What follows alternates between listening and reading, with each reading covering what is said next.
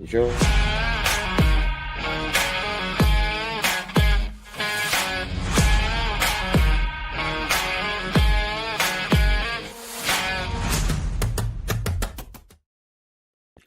Welcome to Market Madness, the podcast from GiveMeSport, where every day is like deadline day. And we are streaming live on Facebook, YouTube, and X. And yes, of course, Market Madness is the ultimate football podcast for fans who want to go beyond the headlines and into the stories that shape the transfer market. Each episode will feature high-profile guests, breaking news features, games, and challenges. All you have to do is search at GiveMeSport across social media, and feel free to comment, feel free to type what you need to type. You know, I know you're probably wondering, why am I wearing an American football top, an NFL top? I'll tell you why soon. But yes, as I said, you can listen back to Market Madness on the podcast app of your choice. The links can be found in the show notes. For more info on any of the stories discussed today, head over to GiveMeSport's website. Now, myself, Joel Beya, I'm your host today. You got Ben Jacobs, the most important journalist in the world who's traveling. That's why he's a little bit late. He's going to be joining us shortly.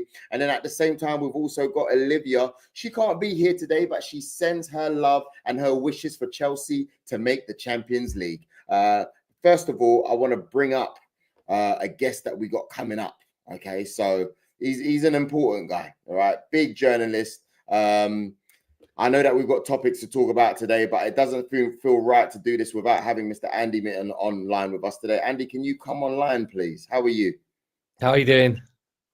Andy, I've been better when it comes to Arsenal, if I'm honest with you. One hand on the trophy, one hand on the other sports, you know? What about yourself? How are you? I'm good. I've been traveling a lot, been to a lot of games. I was at Barca Inter last week, and then I took a train across Spain to Bilbao for that surprise game between Athletic Club and Manchester United. Back in Manchester Thursday. I'll be watching your team Arsenal at the end of next week. I'll be going to the Europa League final regardless of who gets there. I've been doing a lot of interviews. Some of them are going to be published this week. So players, managers, April and May is a very busy time of the year. And two of the clubs I write a lot about, Barcelona and Manchester United, because they're both in European semi-finals. Yeah, it's a bit full on, but you wouldn't have it any other way, mate. Oh, he's decided to join us. Better late than never. How are you? I'm good. You know what took such time? Picking out this outrageous Senegal training top. Oh my gosh. Is that new or is that like vintage? It's new. They warm up in it, not play in it, because otherwise the opposition would complain it's far too bright. But yeah, better late than never. Good to see you, Andy, and looking forward to a bit of market madness. Good stuff. And just to let you guys know, the viewers watching, of course, we've got footballer journalist Andy Mitten here to chat Manchester United today. We'll also be talking about Trent's Liverpool exit. We want to hear your thoughts on that. Former Germany international Bayern Munich and Man United player Bastian Schweinsteiger sits down with our very own Ben Jacobs. I wonder if he was wearing the Senegal shirt or not. You shall find out if you keep on watching. We're going to get an update on an exciting three-horse title race in one of Europe's lesser-known leagues, the Croatian top division. We've also got Bodo, Glimt's most famous fan, Frank Amundsen, will join us ahead of the European semi-final second leg against Spurs. I need you to do it, man. I need you to do it. And all that, plus more that Ben brings as well. So, okay, let's get cracking. This is Market Madness on GiveMeSport.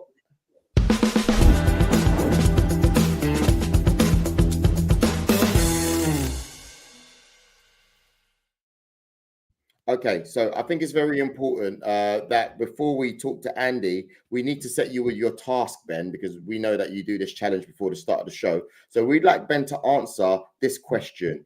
Could Richarlison return to Everton ahead of their new stadium move this summer? Oh, good question. I was sort of hoping the question might be, how many books does Andy Mitten have behind him to win a prize? But this question's fine as well. I'll let you know at the end of the show. Awesome stuff. So our very top story today is Man United, and there's a lot of talk about it. 15th in the table Andy, one of football's, they're also practically in the European Cup final, which to me is a disaster. A possible backdoor entrance to the Champions League and a busy summer in the transfer window for sure. To help us make sense of this, can you please talk to us and let us know what is happening? And we know, of course, that you are the founder of United We Stand fanzine, and we want to know the reactions on that as well. Andy, the floor is yours. So it's been a terrible season for Manchester United. 14th, 15th in the league is nowhere near good enough. The managers were changed in November. Ruben Amorim has come in and league form has continued to be very poor. It's not his team. It's not his squad. He didn't want to come in November. He wanted to wait until the end of the season, but he was also told that the job offer is yours for now. Take it or leave it, and he took it. The saving grace for Manchester United this season has been the Europa League. Of the 100 teams who entered the group stages of the 3 main European competitions, bizarrely, Manchester United are the only unbeaten team. So the fans have travelled to some top cities. Most recently, Bilbao last week, San Sebastian just along the coast a few weeks ago, and they've been fortunate to see the team getting decent results. Lyon were knocked out in the previous round. There's been really dramatic games. There's been lots of goals. It's been far more exciting than the Premier League, where Manchester United have been defeated 16 times. This is going to be the worst league season since 73-74 when the team were relegated. Nobody expected to win the league this season. Nobody expected the team to finish where they are. So it's been an absolute nightmare, and there will be changes in the summer. Some players will leave, new ones will come in, but much of the activity will be dependent on whether Manchester United are playing Champions League football, which of course they can do if they win the Europa League, and also which players leave Manchester United, because some of them, take Casemiro, for example, who ironically is now playing very well, especially in Europe. He's become an important player again, just as he was in 22-23.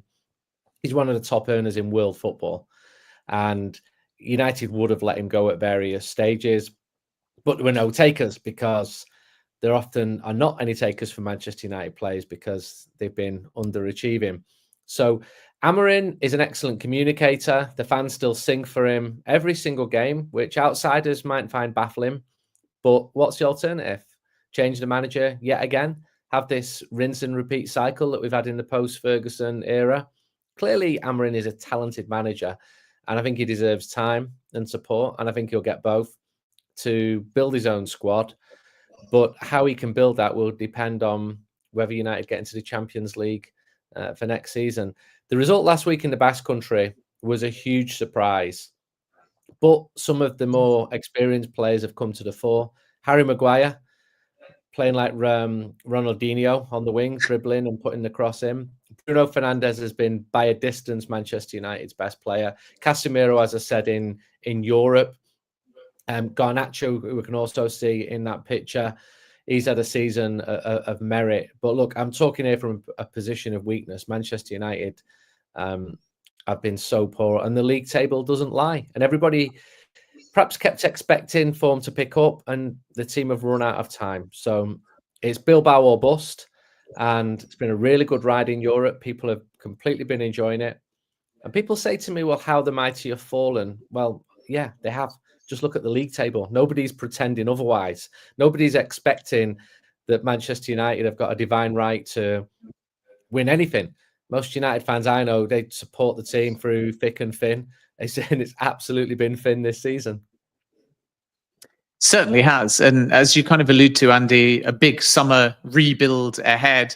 A two-part question. One, are there genuine funds given Manchester United's PSR position? Because some sources indicate that if they won the race for Matheus Cunha and Liam Delap, they could effectively spend, in triggering both of those clauses, the best part of 100 million before anybody leaves. And then the second part is not just who they might want to bring in terms of those names and positions, but what sort of squad overhaul are we likely to see over the course of the next few months? A pretty significant one, Ben, but we've seen that in recent seasons anyway. So I think fans have an idealized version of a brighter future, but there's a real weariness because a lot of the signings in the post-Ferguson era, they've come in with big reputations, and for various reasons, it hasn't worked out. So in answer to the first part of your question, yes, Manchester United will be able to sign, even if they don't get into the Champions League next season. But it's going to be tight. The financial issues at Manchester United are very real. The club was hemorrhaging money, losing 80 to 90 million pounds a year, partly because of lack of Champions League broadcast revenues, commercial revenues, but also because the recruitment has been so poor. United have also been really poor sellers. Nobody's queuing up to buy players who play for a team who've been underperforming. You're going to have players who leave at the end of the season through their contract being up. People like Victor Lindelof, Johnny Evans, Christian Eriksen. So all of these are high earners. I mean, they wouldn't be at Manchester United if they weren't high earners. Then you've got Jadon Sancho at Chelsea. He's one of the top earners if he could get a transfer fee. Anthony, who's absolutely flying. I've watched him in Spain several times, doing really well for Betis. And he would get a transfer fee. And a loan is not really any use to Manchester United. They need a transfer fee. They need money in the bank. Then you've got Marcus Rashford, who's done quite well at Aston Villa. He would also attract a transfer fee. So there's so many moving parts here. And I mentioned Casemiro. If you'd said to me a month ago, I would have said Manchester United would be delighted if someone took Casemiro off the hands. But he's actually become an important player. So the fans are getting behind Casemiro again. But you've got all these different moving parts. And then the speculation about the goalkeeper. My understanding is that United feel there are more pressing issues to deal with. A striker, a midfielder. If you're going to be losing two defenders, you're going to have to be bringing a defender in as well. And then you've got a couple of young players. And also I hope that the injuries are not as bad as they have been. United's injuries in the last two seasons have been horrific. You've got players coming back in. Luke Shaw, when he's fit, which hasn't been a lot in the last couple of years, has been very effective. And I know he hasn't looked strong in the last couple of games when he's come on, but he could become an important player. Lisandro Martinez, when he comes back. Ahmad, is a really exciting player. But it's also true Manchester United have toyed with the idea of selling some of the exciting youngsters, such as Alejandro Garnacho, because if he is sold, that wouldn't be popular, but United will get pure profit because he was brought in from Atletico de Madrid. And he only cost 150,000 and he's classed as a homegrown academy player. So United have been looking, yes, at the names you mentioned. I spoke the other day to Diego Costa about Matheus Cunha, and he was completely raving about him as a player, but then he would do. They play together. They share the same nationality. They're friends. You know, me asking him, what do you think of your friend, is hardly going to elicit a negative reply. Delap is another player who Manchester United have watched as well. They know what the buyout clause is, but he's got other suitors as well. United are no longer have the power to go to the top clubs and say, we want one of your best players. And as recently as 23, when United tried to sign Frankie de Jong, 22, that was the case. But the financial issues are absolute at Manchester United. You've seen the headcount reduced from around 1,100. The club are trying to get it down to 700 employees. It's been a really tough time. I know lots of people who've lost their jobs. People who've done absolutely nothing wrong have lost their jobs. And it's been a really trying time with negative headline after negative headline at Manchester United. So this one bright spot is the Europa League, and also I hope that some of the younger players can come through. And of course, if a couple of the transfers come off, then fans will hope that they do well. But, you know, wind back a year, everyone was excited when Josh Zirkzee signed, when the other new players came in, Nus Mazraoui came in, when Højlund came in the season before. It doesn't always work out how fans hope it would work out. Yeah, exactly. And fans are certainly going to be craving new names rather than necessarily getting the best out of only a Rasmus Højlund or a Joshua Zirkzee. I found it sort of quite ironic in many ways that as soon as Maguire got put on and they just lumped it up to him, he got loads of touches in the boxes. But Højlund and Zirkzee have never really had that kind of direct service. Meanwhile, goalkeeper-wise, you mentioned not a priority. Just to kind of close the loop on that one, the question was relating to the Torino goalkeeper, specifically Vanja Milinkovic-Savic. We wait and see whether Manchester United add a goalkeeper. But my kind of question to you is more around the Manchester United captain. And Bruno Fernandes in the last 24 hours, particularly in Saudi Arabia, is being linked with a box office move to Al Hilal in time for the Club World Cup. And my understanding, certainly, Andy, is that the Hilal interest is genuine, but that doesn't mean that Manchester United will engage. What's your perspective on Bruno Fernandes' future? And regardless of the potential or alleged money on offer, how damaging would it be for Manchester United to lose their captain this summer? It would be hugely damaging because he's not just the captain, he is the best player by a distance this season. I was actually stood in front of Bruno Fernandes last month when he said that he'd had other offers last year and he'd chosen to stay at Manchester United. He's obviously got that huge contract. His status in the team is reflected by his remuneration. And he's got a really, really tough job because of he's a captain of a very complicated dressing room where there's been a lot of changes and success has many claimants. But when things go wrong, he's a man who's got to try and bring together all these different nationalities, all these different egos, all these different problems, several changes of managers as well. And I think he's actually done it really well. It helps that he speaks lots of different languages. It helps even more that his goals and assists have been match-winning ones. And he speaks well. He's got a lot of duties as Manchester United captain, commercials, interviews all the time. Not a huge number of players willing to stand up and face the media after yet another defeat. He always does it. So his stock among Man United fans is just about as high as it has ever been. And it was instantly high. When he came in January 2020, he made a huge difference to Ole Gunnar Solskjaer's team. So to lose him would be a big blow. I've not had any evidence at all that he's got any inclination to leave Manchester United, but you want to keep your best players, and Bruno Fernandes is absolutely he's Manchester United's best player. I want to ask about the structure post Dan Ashworth. What are they going to do? How are they going to recruit? Because obviously we all saw when it went down and he left, etc. But what's next? How are they going to go forward? Well, Jason Wilcox has got a very important role here, working with Ruben Amorim.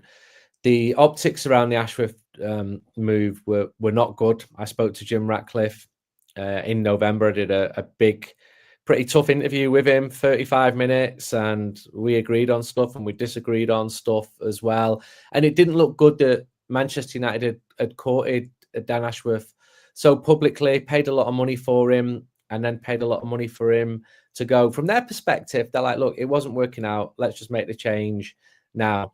But it does look a bit light on the recruitment side. Omar Barada, he's also overseeing the football side as well. I'm sounding hesitant because there has been so many changes, even in the last year, and there's likely to be even more changes. So throughout every department at the club, staff have been offered, in some cases, to take redundancy. Others are choosing to move on at their own accord in all positions at all different levels. And this is ongoing. I'm not sat here saying this has ended now. This is going to be a brighter future for Manchester United. There's a new round of redundancies or job cuts announced a week ago. So this is all very, very current. People are worried about the jobs. I've seen the rumours linking Manchester United to a new sports director. I had another sports director today who worked at a huge club saying, is this true? So there's clearly interest in working for Manchester United. It's a huge club and everybody wants to be the one who finally cracks it and gets it right. But I've not been given any clear indication that they are going to bring in a new sports director at the moment. The new head of business has come in. So on the commercial side, there's been changes. I think we'll see more and more appointments being made, more people leaving.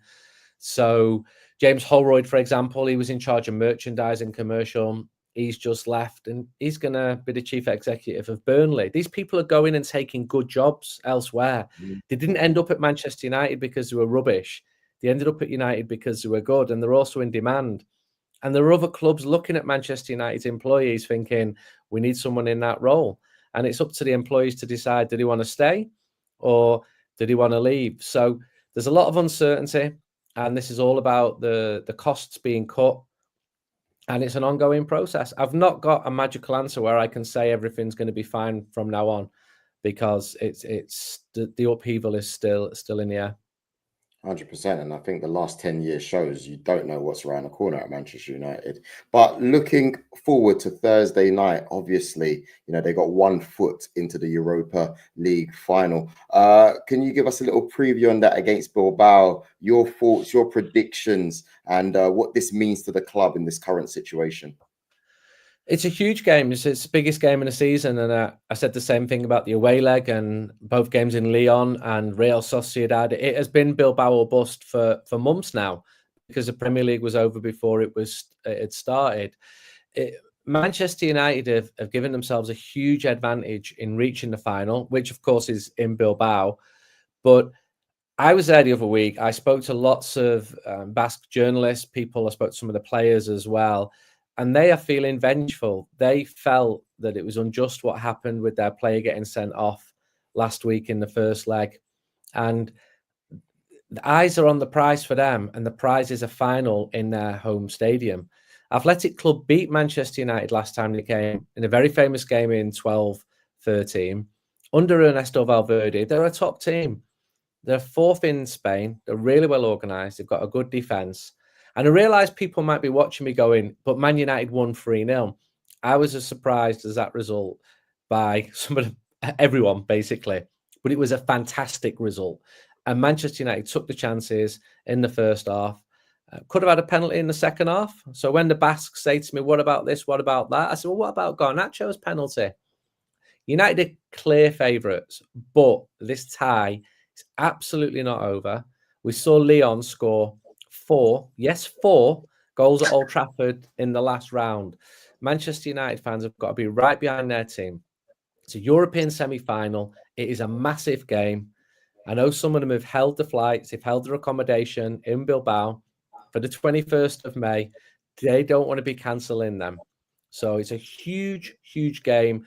And frankly, if Manchester United don't go through, more questions will be asked of the manager and the players than at any point this season.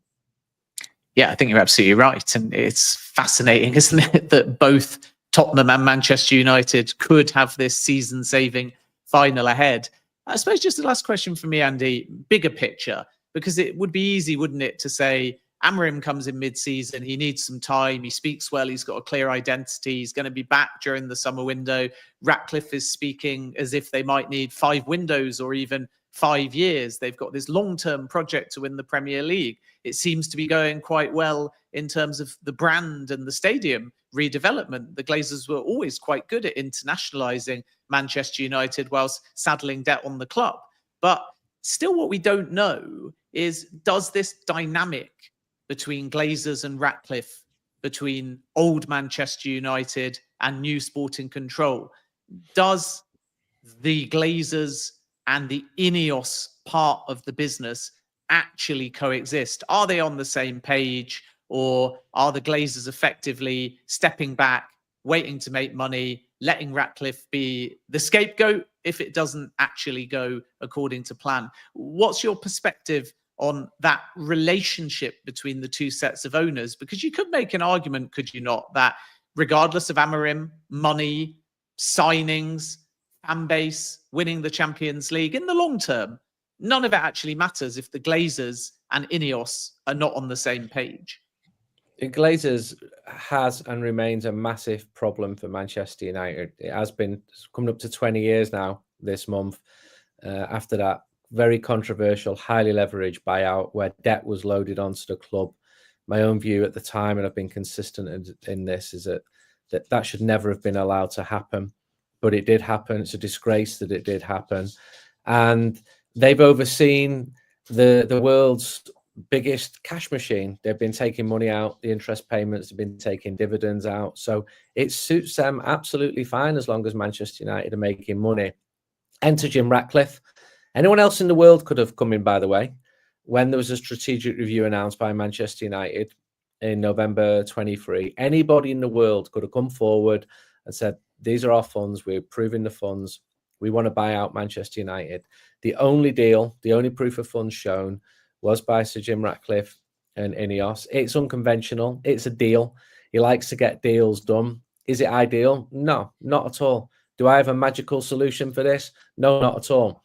When I spoke to him, it's very interesting because he talks about the Glazers as being wonderful people, great people, super brilliant. And in the next paragraph, he's basically saying this club has been run disgracefully. So, yeah, but who's run it disgracefully? The Glazers were at least partially responsible for that because they were the people at the top. The idea of winning the league in 3 years, it's absolutely ambitious. It looks far-fetched at the moment, given how far Manchester United are off the top. And you've seen protests every single month, consistently so, against the owners, because that is a fan sentiment towards them. Even when Manchester United were reaching 3 Champions League finals in 4 years, you saw huge protests against the Glazers. That has never changed, and I don't think it will change. It remains a huge issue. And I think the optimistic football fan inside you thinks, okay, if we just get this player and that player, things are going to pick up. But recent history has shown that that is not the case. Equally, Manchester United should not be 17th in the league, 16th, 15th, 14th, whatever. There has been some really good moments in the post-Ferguson years, Europa Leagues, but there has been a slide as well. You mentioned Old Trafford, you're right. The Glazers didn't invest sufficiently into it. It's good that its future is back on the drawing board, be it redeveloping Old Trafford and expanding it, be it a new stadium. Fans have got their own opinions on what they prefer. That's absolutely fine. Something needs to be done. And I'm glad that Ratcliffe is talking about that we've seen plans for a new stadium. The big issue there is paying for the thing. And I don't have the answer to that either. Andy, I want to say thank you so much for your time today. I know that you've loads of books in the background. Surely you've got a book that you're going to be promoting yourself, right? Talk to us. Well, 14 of these are mine, which I've written. I'm not. My last book came out in November. That was called Bring On United. So I spent a day with 11 players from the noughties. You know, like when Man United were good. People like Nemanja Vidic and Ole Gunnar Solskjaer and Ryan Giggs and some of the more interesting stories of the lesser names, if you like, but heroes to United fans. John O'Shea, Darren Fletcher, Patrice Evra. I wrote Patrice Evra's book with him. Really? And I wrote Pat's book with him. I spent a lot of time with him in Turin and in Marseille and in London as well when he was at West How much Ham. of that book did not come out? Because I know he's got mad stories. I'm actually with him on Friday as well, actually. Send him my love. When I was doing that stuff with Patrice, you know, he was telling me stuff which I thought, this is not just going to be back page news. This is going to be front page news, and some pretty heavy stuff as well.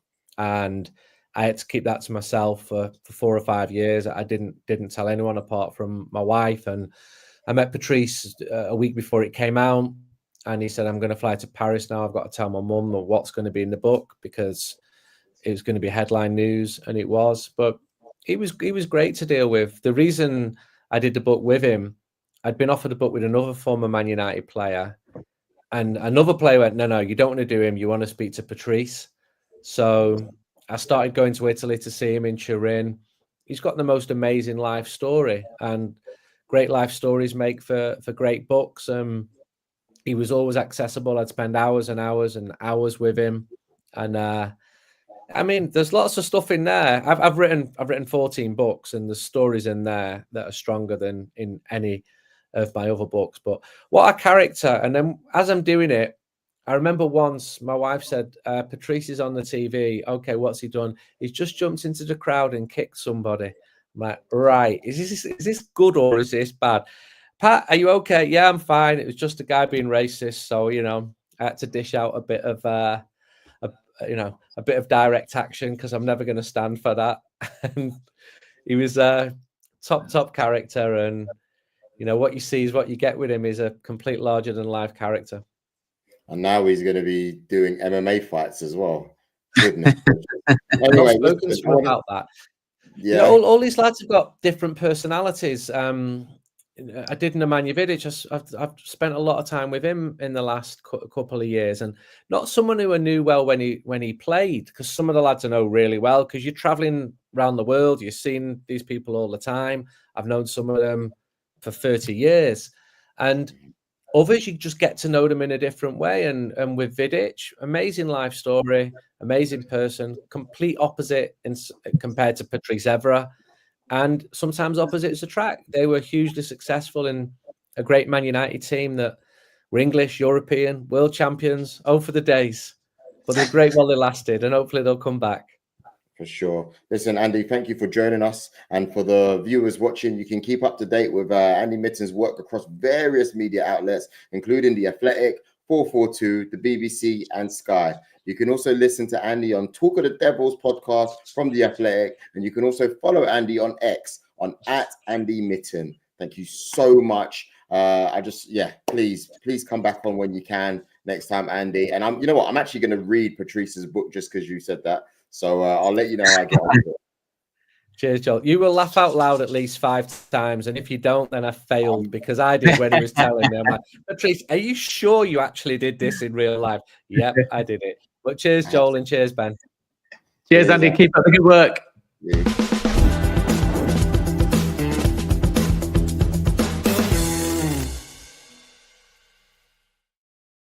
Ben, my Senegalese friend. Let's talk more about Bruno. Yeah, we can add a little bit to Bruno Fernandes. So there's an article now on the GiveMeSport website that gives you all of these details, but I'm going to rattle through them and I'd love to get your opinion, Joel. So Al Hilal, who are arguably the most successful side in Asia and are in the Club World Cup this summer, want the Manchester United captain, Bruno Fernandes. He is a genuine target, one of their top ones. And they are prepared to bid potentially a British transfer record. Now, we have a bit of conflict amongst sources because some Saudi insiders insist there is a release clause for Bruno Fernandes that is half that British transfer record, around £60 million. Manchester United sources deny there is any formal clause. So to get Bruno Fernandes, one, Manchester United would have to have an astronomical offer. He's contracted until 2027. There is a 1-year option as well. Two, Bruno Fernandes would have to change his position because Al Hilal approached him as well in summer 2024. And Fernandes said no, and that he wanted to stay at Manchester United and more broadly in Europe until after the 2026 World Cup. And this will be an intriguing season that we're heading into for Saudi. How many top names, regardless of the money, want to go to Saudi in the build-up to that World Cup in America, Canada, and Mexico? But Bruno Fernandes has in his possession in the last 48 hours a non-binding offer. And the reason why it's non-binding is because often the Saudis bid blind. They put the offer on paper. It's non-binding until they've had a conversation and a negotiation. And it's weird because in some ways it's like getting given a job offer for something you've not actually applied to. It lands in the inbox and you're like, wow, look at these numbers. And then from there, you have a formal negotiation. Bruno Fernandes has not responded, but there is a 3-year non-binding offer on the table worth in excess of £65 million to Bruno Fernandes every single year. And Hilal are going to put pressure on Fernandes because they want him in time for the Club World Cup. Manchester United do not want to sell. So with, as United sources stress, no release clause, it's obviously going to be difficult for Al Hilal, but their interest is genuine. And if they succeed, Joel, it would be quite a coup. That's interesting. I think the question is, people always say, oh yeah, how much would you sell this player for? How much is he worth? I think for me, the player is worth what he's worth to keep your club up. If you're in Manchester United's current situation, or, you know, generally what he's worth to your club, it doesn't matter what his clause is. If you look at Manchester United right now and you look at where they are, they're what, 14th? Bruno Fernandes can get them back in the top 4. He really can. If you add a little bit around him, he's worth that much as a player, which means that financially, if Man United think he's worth above 100 mil, then you can't argue with him, because to them specifically, that is what he's worth. And that's exactly why, I believe Ivan Toney would have been worth 100 mil if he had gone to Arsenal, because at the current moment, that's the kind of player that Saudi need right, to reignite the interest in their league, because next summer, like you said, it's that, the following summer, it's going to be the World Cup, and they need big names. They need to attract names, man. And if somebody wants to possibly forsake their spot in the national team, you're going to have to pay big bucks for that, So I don't think he's going anywhere, to be honest with you, because without Bruno, Manchester United would have been getting relegated. And that's worth way more than 100 million. So if I'm Man United, it's at least 150. Yeah, I mean, if Cunha comes in, he can play as a number 10 in an advanced central position. Bruno likes that role as well. But the challenge is if you lose Bruno, he's not replaceable because he's one of those unique profiles, and he has performed like a top 4 player, even though Manchester United have performed like a bottom half side. So it is going to be difficult for Saudi. The other final point I'd make is that Saudi are looking for returns on investment now. So to give you an example, Alexander Mitrovic could be sold. Victor Osimhen could come in. We're definitely going to see more of a two-way market in Saudi Arabia, where some of these big names are actually sold for more than Saudi paid for those players. Ruben Neves is another good example. My expectation is he'll stay at Al Hilal, but the feeling within Al Hilal is that both him and Mitrovic have risen in value. And specifically with Fernandes, the feeling is, as part of a broader return on investment, if we move from Al Hilal to the Saudi Pro League, they are doing their television rights tender domestically and internationally. And they have built, shock horror, a massive audience in Portugal because of Cristiano Ronaldo. Ronaldo is in talks to renew, but he won't be there for the full duration of a new television cycle. And as a consequence, Bruno Fernandes being Portuguese is important because Saudi are selling rights to Portugal. They're getting big money from Portugal because of Cristiano Ronaldo. But when he goes eventually, if he only, for example, does one more year, you've got 3 more years of that next television cycle. And the feeling within Saudi is Bruno Fernandes can help retain that Portuguese market. So these signings are not just about what's right for Al Hilal. There's a wider consideration about what works for the marketability of the Saudi Pro League. And ultimately, that's because who's paying for Bruno Fernandes? It's not technically Al Hilal, it's central funds. And Bruno Fernandes will be offered big money because he can't just help Al Hilal financially. His arrival, were he to agree to join, would also be beneficial to the Saudi Pro League as well. Oh, that makes perfect sense. I also want to talk further about Trent Alexander's move to Real Madrid. What info do you have on us for that, please? Yeah, Trent Alexander-Arnold has announced he's leaving Liverpool. Liverpool confirmed the news. They said in their statement that he will depart at the end of his contract. And that was very intentional because the contract expires on the 30th of June. The Club World Cup, of course, starts 2 weeks before that. And Real Madrid would like Trent Alexander-Arnold on the 1st of June so they can take him to America. They can have a couple of weeks with him.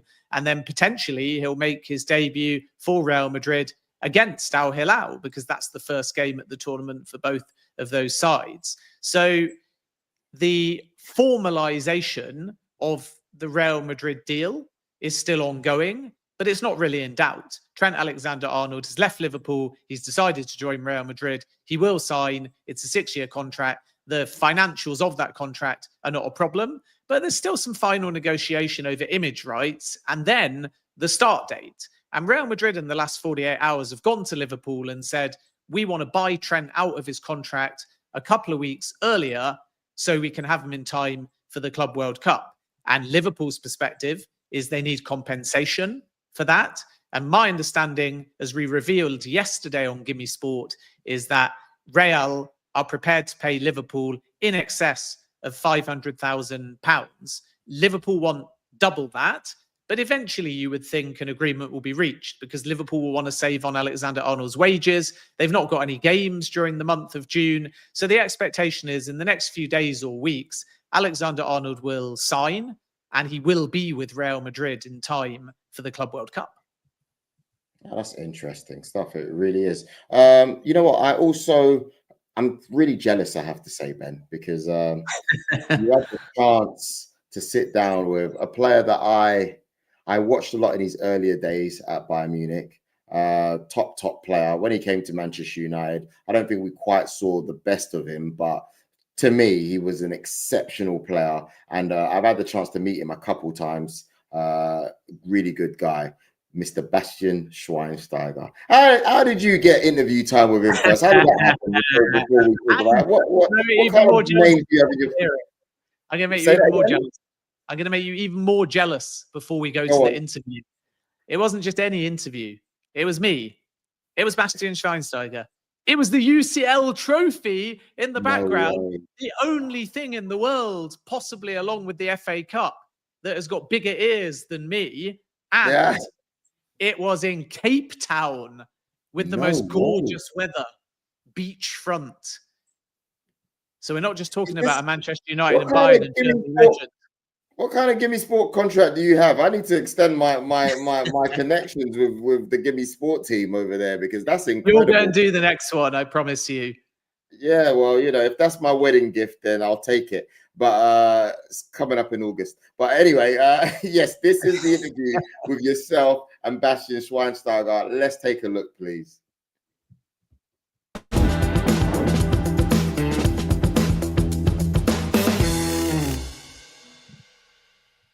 Bastian, great to see you. Welcome to Cape Town. Let's start with Heineken's Champions League Trophy Tour. Tell me a little bit about it and why we're here today. Thank you very much. Very pleased to be here in Cape Town. After 15 years, I'm back here. And here with the Heineken Trophy Tour. Obviously, you can see the trophy.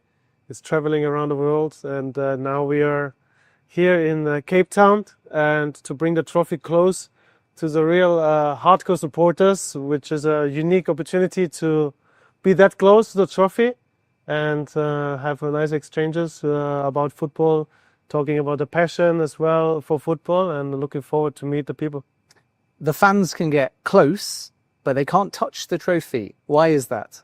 Well, they can touch the trophy, but I don't know what is the punishment for it. Yeah, it's kind of a rule that only the people who won the trophy are allowed to touch it. So, and unfortunately, the supporters are not allowed to touch it, but they can go as close as possible, and that will be fine. You can lift it though, because you are a UCL winner. And it's a very interesting story, because you came close to potentially lifting the trophy in Germany. You didn't. And then you go to Wembley Stadium and you do. That's correct.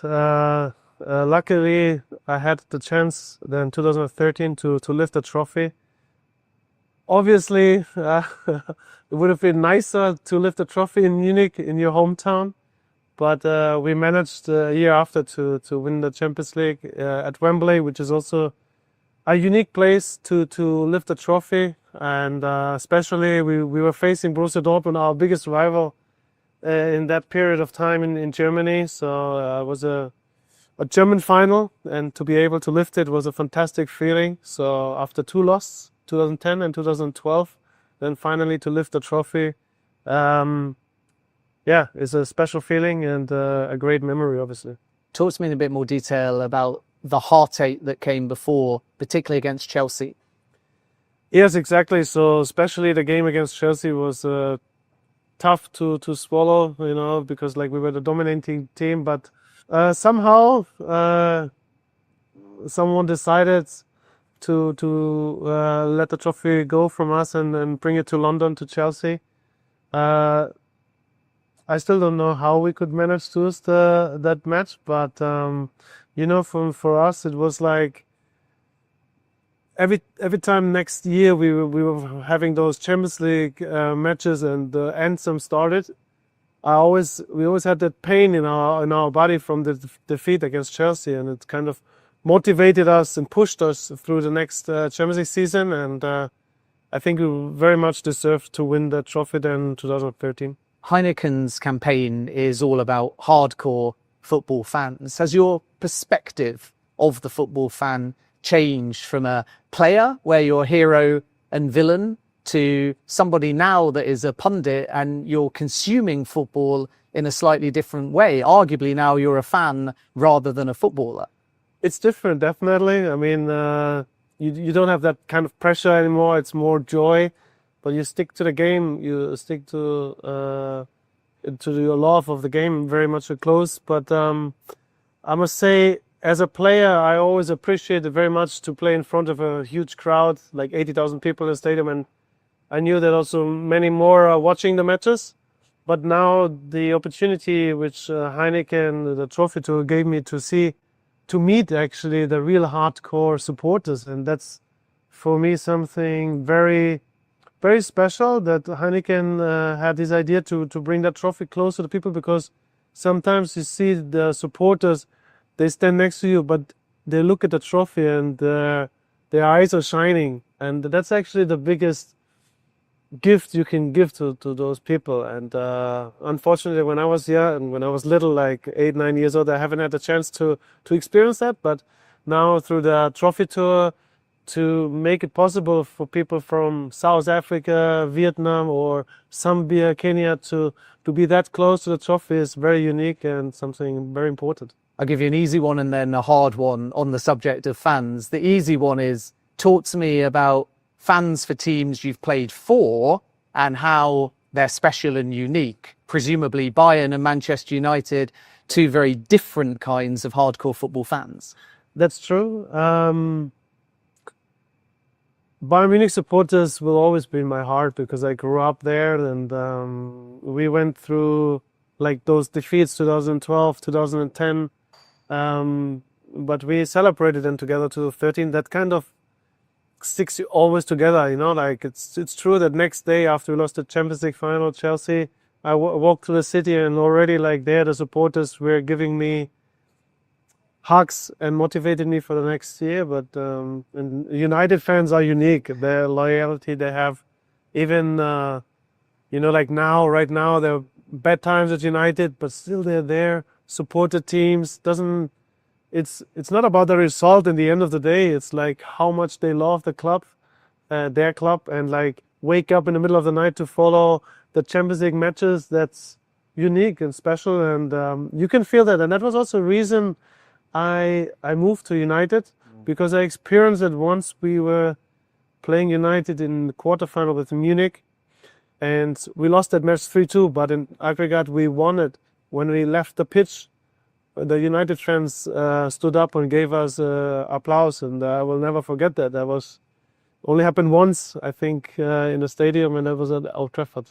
The harder question is, what hardcore football fans that you've played against do you respect? Presumably, dare you say it, the yellow wall would have to be up there. That's true. That's true. But they were always there, but a lot against us, obviously, when we came there with Munich to play the Borussia Dortmund stadium was very tough. Same like with United against Liverpool. But, you know, in the end of the day, you always respect also the other teams and their supporters. They give their hearts to their team. They travel around the world, buy expensive jerseys and tickets to just watch a game. That's very special and very unique, and that's the real love, actually, of supporters. If we talk a little bit about Bayern, give me your thoughts on a season where they're about to win a Bundesliga title, but they've gone out of the Champions League. Yeah, unfortunately, it was a big dream to be part of the Champions League final in Munich. Unfortunately, they couldn't manage it. I think the first game in Munich, the second goal from Inter Milan decided in the end of the day the duel. But yeah, they still have the Bundesliga. That's important to win after Leverkusen last year won the Bundesliga, so they're still there. I think they're not 100% happy with this season, but they managed to win they will manage to win the Bundesliga. That's important, but still there are some small improvements they have to do to be there, especially also in the cup in Germany, because it's a long time now ago until Bayern Munich won the cup. Where do you rank Harry Kane in terms of the world's best strikers, and does he need that first career trophy to really join the list of greats? Well, I hope he does. It's difficult to rank him because in Munich you had always like great strikers. Like, for example, it started with Gerd Müller, for example, and then other great strikers following up, and they all won like the big trophy. And so I wish the Harry can maybe next year experience to lift that trophy with Munich. That would be fantastic. Obviously, he scores goals, very important goals, and he has a great impact also on the team and on the spirit. But in Munich, obviously, they charge you when you lift that trophy, or at least be in the final. You know, that's also very important. Thomas Müller is leaving Bayern. Put his legacy into words. Him as my friend, I must say, like, it was always great having him around. So on the field and off the pitch, he was had always this determination to be better, to find the last 2-3% which are needed to win a trophy. If it's the Champions League or the World Cup, for example, he was there, and that was always great. I don't know what he will do next, but it was great to share the pitch, the time on the pitch with him. I must say that sometimes when you have him around, he's called Radio Müller. It's 2-3 weeks of vacation is not enough to recover from him after a long tournament with the national team. But I always had a great memory with him, and looking forward to play golf with him a lot. How is his golf? Yeah, it's good. It's a little bit wild sometimes, but he can play very well. Depends on which course we play, but it's always fun. There's always something happening. Either we lose 5 balls after 4 holes, or it's going the right direction. And if we talk about one of your other clubs, Manchester United, what have you made of life under Ruben Amorim? Yeah, not easy. Obviously, like Premier League is not going the right direction. For me personally, I mean, I always had a great relationship to the United people and also to the supporters. I wish them all the best. I think personally that the club needs to have those former players in a high position, like same which other clubs are also doing, involving those like Rio Ferdinand, Ryan Giggs or Wayne Rooney. I think that's always an advantage if you have those kind of people up there, to that they also experience like on the pitch what you need, what is the, to be on the top is something different to just be good, and I think when you have those kind of characters, personalities up there, it would help the club. So maybe that could help the club to get better and turn it around. How hard is it from personal experience walking into a club of Manchester United's stature, even having moved from Bayern? Well, for me, it was the first club I played for after Munich. So it was, for me personally, in the first week a little bit strange. But they all welcomed me very well, and I settled in well. I had a great time with the players, their staff, supporters, always very well respected, and I enjoyed it. Obviously, I wanted to stay longer and win more titles. I mean, we won the FA Cup, and we came 5th in the first season with Louis van Gaal. But I would have loved to play more for United, especially at the Old Trafford. Is it just a case of manager comes in like Jose Mourinho and they have to have a difficult conversation, even with an experienced player like yourself? Yes, obviously, maybe he didn't see the whole picture as well, like from my perspective, but we had always a respected conversation. And for me, the most important is that there's nothing in between us, like when I see him, I rank him as one of the best managers. What he achieved in his career with the teams is like outstanding, and I always had a good relationship with him. So obviously we both would have wished it would be a little bit different, but he also had to decide certain way. But obviously, in my perspective, there was not always the truth on the table. And what have you made of Marcus Rashford's situation? Well, I remember him quite well when Louis van Gaal brought him and Jesse Lingard to the first team, and like you could immediately see the talent he's got, the cheekiness as well, I must say, speed and technical things.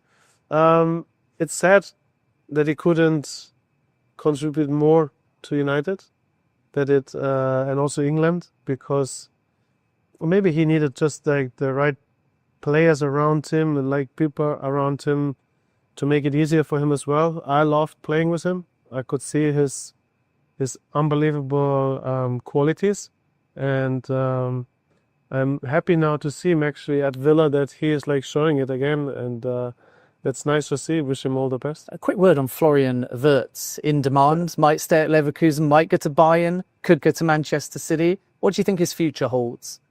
First of all, we're very happy to have him in Germany. Same like Musiala, you know, the two outstanding players in a young age already. You can see, but now it's the moment in like what's next for him at Leverkusen. He's very happy. He's a key player over there. Obviously, they are doing really well. They play a fantastic football, I must say. It's difficult to play Leverkusen. Obviously, Bayern Munich would love to have him in their squad. Would be fantastic, but it's not easy nowadays. Those players cost a lot of money as well, so you have to think of it. For him, actually, you know, he had already a big injury with the ACL and he recovered well. So I wish him all the best. I don't know if it's now the right moment for him to move abroad. I don't know if that's the right moment, because maybe in a young age, like you have to step by step. From my experience, it was also very good to leave the club later. For me, it was very important to win first the Champions League trophy, have success with Bayern Munich, and then when the job is done, to experience another culture, another mentality, that was important for me. So he has, I think he's 21, 22, still young. So let's hope he's healthy and helps Germany to win the World Cup. And a word on Thomas Tuchel as well. Give me the German perspective on having a German manager managing the English national team. Yeah, I was very happy for him. I must say I appreciate him as a coach very well, even if I never played, for him, but I had conversations with him about football, and that's just fantastic, like to listen to his ideas and how he sees the personalities as well. In Munich, it didn't match 100%, like for sure. There were some mistakes from his side or other people's side, but when you look at him, what he has done at Borussia Dortmund and Mainz 05, at Chelsea or at Paris Saint-Germain, that's amazing. All the teams became better, and especially to lead a group like in Paris he had, it's not easy. And he managed to lead that team with those kind of personalities, and that shows also the quality of him. And I'm happy he's the coach of England. I wish they could win a trophy, even if I must say Southgate was doing a fantastic job. I mean, reaching the finals, and that's not easy, or reaching a Champions League final. We have done it between 2010 and 13 in 4 years, 3 times to reach a final. It's not easy. Or in a national team to become semi-final or final, that's not easy. So expectations are very high, but he is the one where I think it can happen that England win the trophy.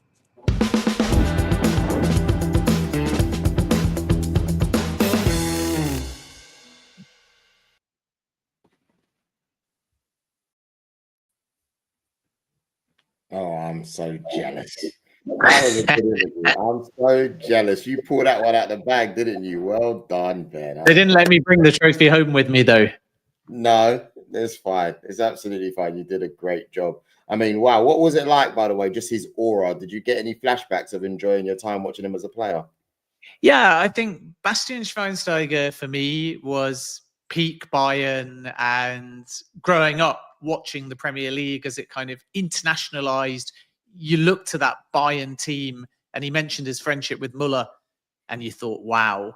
And whenever like Bayern, when I was a kid, and obviously Barca and Real as well, played in a Champions League game, there was that aura about them on the field, but off it, he's a very humble guy, doesn't carry that same kind of confidence or ego that he did on the football field, where we saw him to be tenacious, have brilliant vision, and be a tremendous leader. And I love that when you meet one of your idols and they're so down to earth.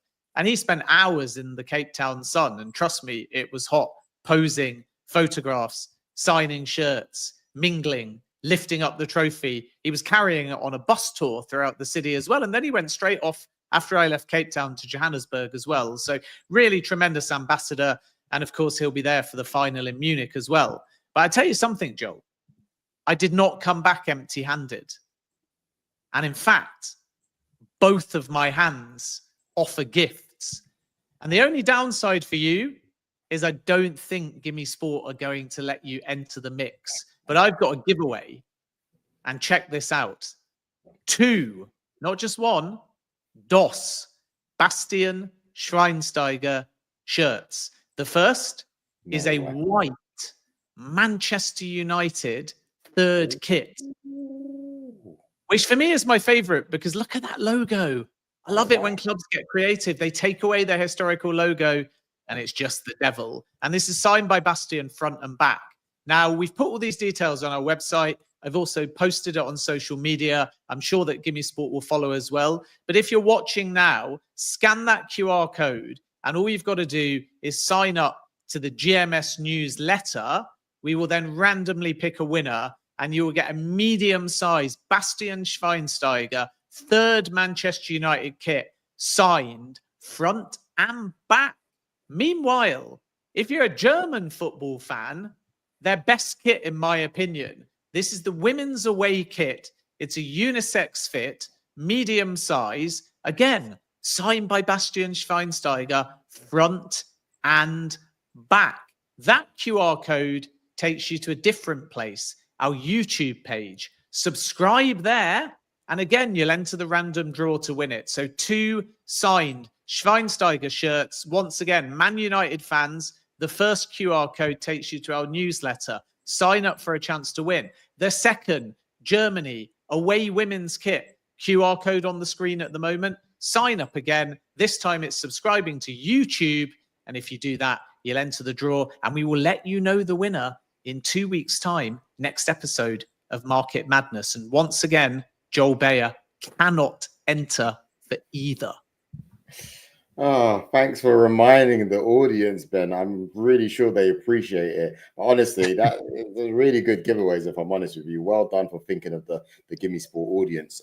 If you've just joined us, then you would have missed Ben interviewing Bastian Schweinsteiger. I still can't believe it. We've also had top writer and journalist Andy Mitten join us earlier on. He had really, really good stories, good updates on Man United, and also good stories about the books that he's written. But don't you worry if you've missed this. You can watch it back on the show on the GiveMeSport YouTube channel later on, or you can listen on your podcast app of your choice by searching Market Madness. But Ben, I'm being told that we have some breaking news.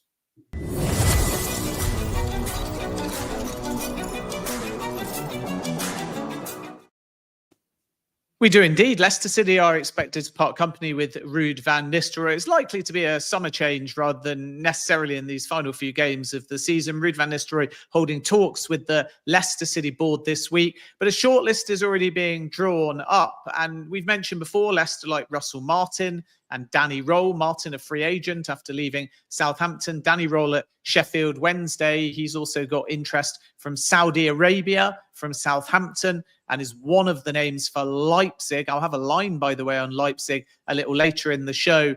But a name I can exclusively reveal is Liam Manning, the Bristol City manager, who might have his team in the Premier League next season. They qualified for the Championship playoffs, finishing in 6th place. They'll play Sheffield United. They got 68 points, their second highest tally in the Championship since gaining promotion back in 2015. And Liam Manning is another name that Leicester City are considering. At this point, no outreach, no interviews, because Leicester are trying to resolve the situation first with Ruud van Nistelrooy. But my expectation is there's a very realistic, if not strong, chance that Ruud van Nistelrooy leaves Leicester this summer, and Liam Manning is one of the names on Leicester's radar. Interesting stuff. Interesting stuff. I'll be honest with you. Like I did think it was too soon for Ruud to take that job.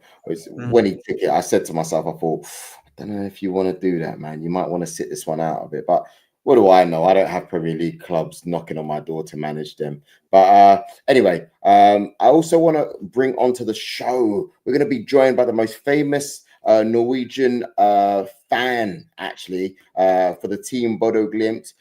We have Frank Amundsen. Frank, are you there? We want you to join us. Yes, hello. Good evening. Hey, Frank. Thank you How's for it having me. going? Oh, You it's okay? all good now. All good. All good. It's fantastic to be a Bodo Glimt supporter right now. Listen, mate, I'm supporting you. All right. As an Arsenal fan, just know that I've got your back and anything is possible. Okay. Thank you so much. Yeah. We truly do believe this is possible. Now, you said that you're really happy to be where you are in Europe. Can you explain, put in context, how much of an amazing achievement it is that your team, a team from the Arctic Circle, is in a European semi-final? Oh, it's just crazy. I can't believe it. And I think growing up here, nobody expected us to ever even go to Europe at all. And now we have been to Europe for 4 years in a row, and reaching a semi-final. It's unbelievable. It's great because you're obviously not there to just make up the numbers. But how do you feel about the second leg against Spurs on Thursday night? That you're 3-1 down on aggregate, but do you believe that you can turn this round? Yeah, I truly do. When we were 3-0 down, and Ulrik Saltnes' goal was so important, and we know that home here at the Aspmyra in Bodo, we can beat any team in the world. So the importance of that one goal is huge, and we're going to score a lot of goals against Spurs. We only have to make sure we don't concede that many. Yes, Frank. I love it. He's got confidence. I love it. All right, Frank, paint the picture here, because I've seen snow, I've seen intimidating fans, I've seen an interesting pitch. Tottenham are going to be in for a bit of a culture shock here. So set the scene as to why home advantage for Bodo could be so important in this second leg. Yeah, to start with the fans and our stadium, the thing in Norway is that we have more a tradition towards Germany when it comes to supporters singing songs all match. While in England, there are more like, you have a lot of big clubs with more tourism and stuff. We have singing supporters all the match through. The pitch is artificial surf, so it's not something that Tottenham is used to. While we have to play with it because it could be minus degrees even here in May. Right now it's sunny outside. It's around 5 degrees, and should be good weather for the match tomorrow, for Tuesday. And you've been following Bodo pretty much since birth, right? So you've seen them rise. Many people will be learning about Bodo internationally because of this run that they've had in the Europa League. And you've had a game, of course, also against Manchester United to really put you on the radar. In fact, from memory, I think that was Ruben Amorim's first game in charge as well. So there was a huge audience watching Bodo. But how did you first get into the club? And tell me a little bit about your own backstory as to what's led you to become a super fan and even start your own podcast about the club. Oh, my podcast isn't about the club. It's about Norwegian football, but we talk about the Bodo Glimt as well. I was that lucky that my parents were supporters when I grew up. So me and my sister were brought to the games at an early age, and just fell in love with the sports, even though my team, Bodo Glimt, wasn't that good back then. We have some promotions and relegations. We have some cup finals, but we hadn't had many things to brag about. So it's been a long journey to get to where we are now. And even back in 2010, the club always got bankrupt. So it's like fate has brought us here. I have to say that the happiness is good. Like, I want to go back to that whole supporting your team without the shirts Whose idea was that, and how do you feel like doing that? You think about everybody wearing yellow, or? Well, shirtless sometimes, like it can get a bit wild out there, huh? Oh yeah, it can, and like our fans are just great. We try to get the whole stadium with us singing, but it's normally just a supporter, our section that will sing all match. But we try to get the whole stadium behind the team, and yeah, it can get crazy. It will get crazy this weekend. So can it get cold sometimes? Does it get cold sometimes, or? Oh, we grab a few beers before the match, and then you don't get cold. I love it. What prompted you, though? Because from what I understand, Joel alluded to it. Yeah, it's a sea of yellow, right? But in those key moments, you will regularly rip off that shirt in freezing Arctic temperatures. Is that a sort of pre-planned tradition, or did some sort of fans just start doing it one day and then more and more and more followed? Because I saw it was the same with Legia Warsaw. They came to Chelsea, they beat Chelsea at Stamford Bridge. It was freezing cold, and after about 60 minutes, the entire away end just pulled off all their shirts. Yeah, it's a good question. I think it's just like the excitement, and you just go mental at one point, and when the match is good, the team plays good. You have got some beers before the match, and you don't freeze. You sing, you jump, you sing, you get warm. Everybody around you, like it's we have it's hot even in -degrees. Oh man, I want to say thank you so much for giving us the insight, and I'm so happy that you're actually excited for the match coming up on Thursday. And like yourself, I genuinely believe you can do it. So please, Frank, just know that you've got my support. And when you're dancing around shirtless, please think of us, man. Hang on a minute, Joe. Before we let Frank go, we're also going to ask you a little bit about the podcast, because I know people will want to maybe listen in the build-up to this game, learn a bit more about Norwegian football.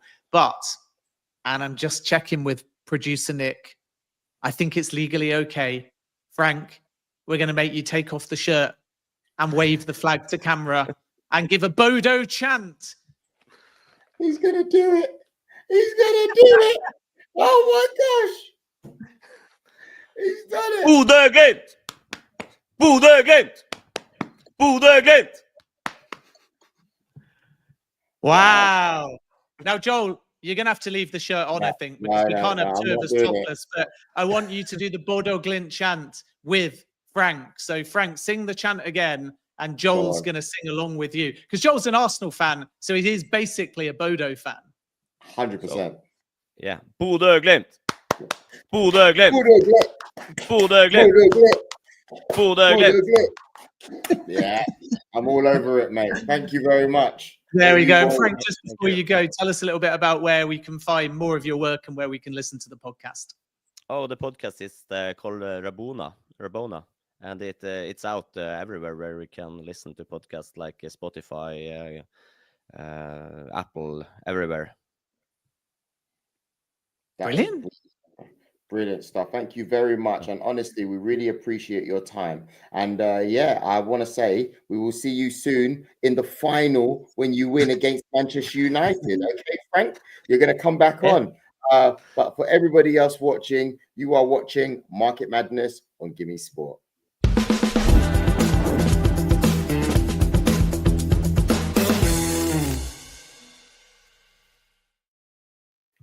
Now, Ben, at the start of the show, you avoided coming on time because you were trying to slip away from your challenge question that we ask you every week. So for those watching, to remind the listeners, we asked Ben to find out, could Richarlison return to Everton ahead of their new stadium move this summer?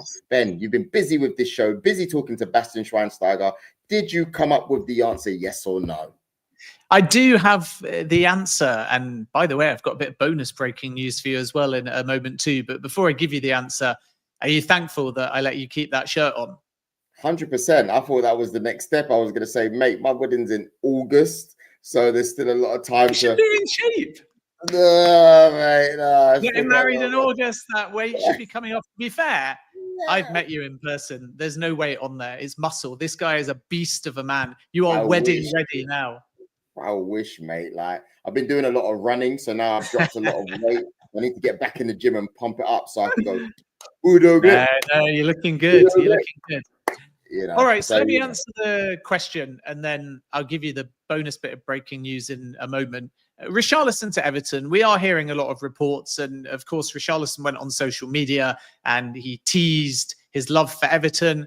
And there's no doubt that Richarlison is going to be looking for a new move this summer. Saudi Arabia are interested as well. In the past, Al Ahly have tried. But my understanding is that Everton are reticent on Richarlison, one, because of the injury record, and two, because of the price that Tottenham are asking for. It's not going to be quite as high from Tottenham's perspective as last summer when the number was 60 million or no business. But still, Richarlison is valued by Tottenham in the region of 40 to 45 million. And that's probably going to be prohibitive as far as Everton are concerned. Everton will be looking for a number 9. Their internal task is to determine whether or not they're going to extend Dominic Calvert-Lewin. There's a willingness to engage, but nothing is advanced at the time that we are live. You've got Beto, and then Amanda Broja is going to return to Chelsea, and Everton are not going to make a permanent offer to sign him because Chelsea's valuation is too high. They do have a 30 million option to buy, but they're not going to take it. So keep an eye on Everton, because a new forward is likely to come in and be one of the top priorities. But I don't think a Richarlison return is looking realistic at this stage because of fee, because of age, because of wages, and because of injuries as well. I'm told a younger kind of profile will be looked at by Everton. We've heard some reports recently that they might try and almost audaciously, or certainly ambitiously, enter the race for Liam Delap. That's not necessarily my understanding. I think Liam Delap has made it clear to all suitors he wants European football next season. Why? Because it's the build-up to the 2026 World Cup, and he feels next season in Europe is important to play more games at the highest possible level and hopefully force his way into Thomas Tuchel's plans. So I don't see Everton seriously entering the race for Liam Delap or winning it. Some have suggested an older player like Jamie Vardy. Again, I'm not aware of that type of link either.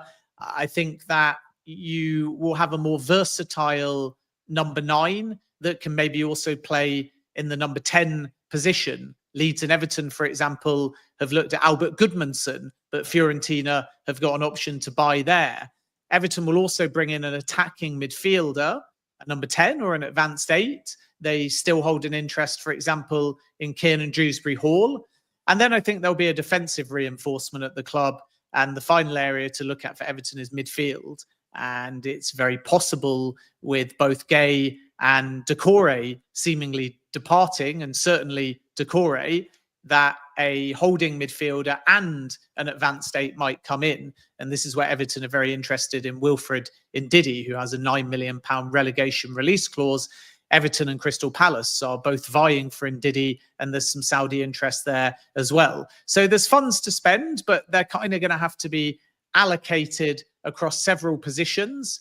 And from what I'm told, that sort of 40 million, maybe at cheapest, possibility of Richarlison is not one that Everton are likely to proceed with. And instead, it will be more likely a younger profile of striker coming in to try and add goals for David Moyes' side. Man, thank you very much for that news and the cheeky little breaking news at the end with that information. I've got other new non-Everton breaking news for you to close with, if you're ready for it, but it requires that click of the fingers. This click of the fingers.